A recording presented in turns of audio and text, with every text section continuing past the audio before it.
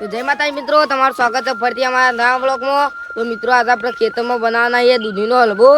તો મોજ કરવાની છે, તો બ્લોગમાં બનાવી રહેજો. આપણા લોકેશન પર જઈએ હતા.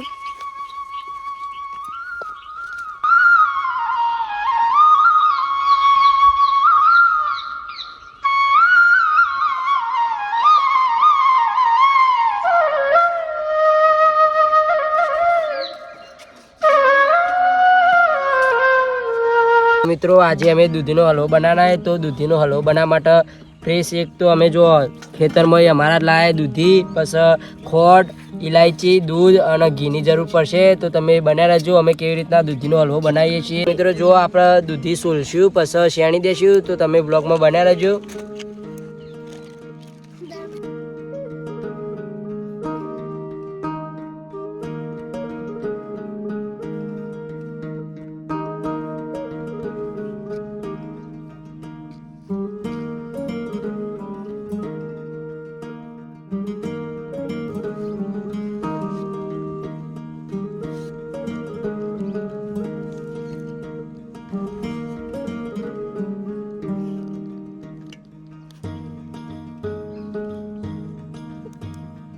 જો મિત્રો આપણે દૂધી શેણી કાઢીએ તો આપણે હલવો બનાવવાની તૈયારી કરીએ. તો તમે જલ્દી બ્લોગ કાપી ના દેતા, બને રહેજો બ્લોગમાં.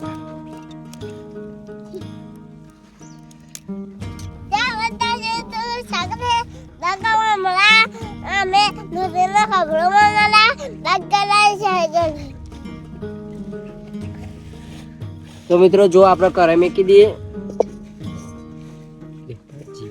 તો મિત્રો આપણે હવે કઢાઈમાં ઘી એડ કરી દઈએ.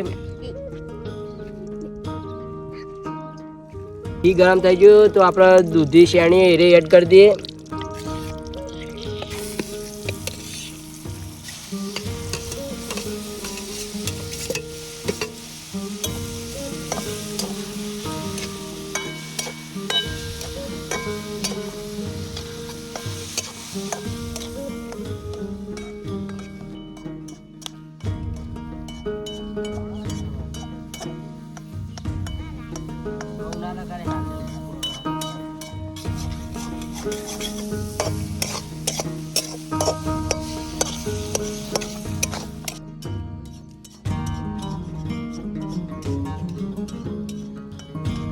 દૂધી શેકાઈ જાય, ચડી જાય મતલબ કે, અને આપણે આમ દૂધ એડ કરી દઈશું.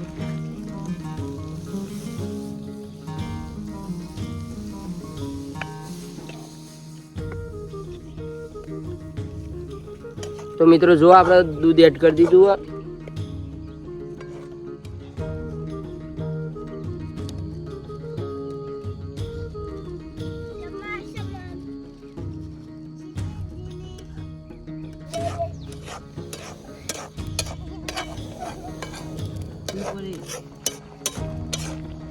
મિત્રો જો દૂધ ને દૂધી ને બધું ખદ્યું ખાશું તો આપણે એના અંદર ખોડ એડ કરી દઈશું.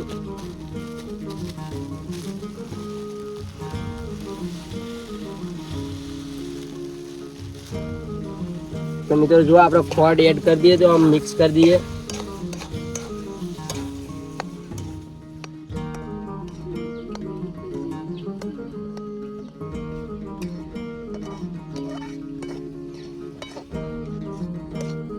તો જો મિત્રો આપણે દૂધીનો હલવો તૈયાર થઈ ગયો. તો આમાં આપણે ઇલાયચી એડ કરી દેવું, પછી દૂધીનો હલવો ઉતારી દેશું.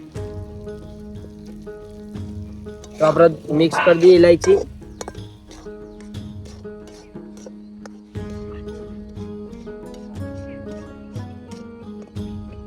મિત્રો દૂધીનો હલવો તૈયાર થઈ ગયો હોય તો આમાં આપણે ટેસ્ટ કંઈ કહીએ કે કેવો બને છે.